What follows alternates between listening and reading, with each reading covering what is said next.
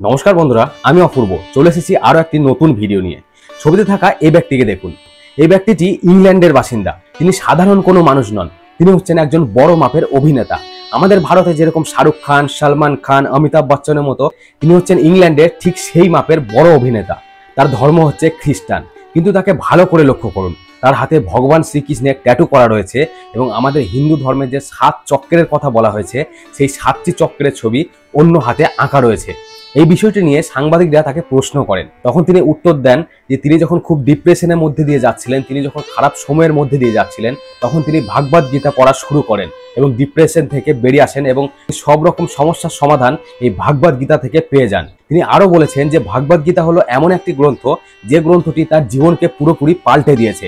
তিনি একটা সময় অনেক খারাপ কাজে লিপ্ত ছিলেন, কিন্তু ভাগবত গীতা পড়ার পর তিনি সঠিক পথে ফিরে এসেছেন এবং তিনি এখন বর্তমানে অনেক ভালো আছেন। তিনি আরো বলেছেন যে তিনি তার হাতে ভগবান শ্রীকৃষ্ণের ট্যাটু করেছেন, কারণ তিনি মনে করেন যে ভগবান শ্রীকৃষ্ণ সব সময় তার সাথে আছেন এবং তিনি মনে করেন যে ভগবান শ্রীকৃষ্ণ তাকে প্রত্যেকটা পদে শিক্ষা দেন, ঠিক অর্জুনকে যেমন শিক্ষা দিয়েছিলেন। এই ব্যক্তি বর্তমানে ইসকনের সাথে যুক্ত আছেন এবং তিনি মনে করেন যে হিন্দু ধর্মই হচ্ছে শ্রেষ্ঠ ধর্ম।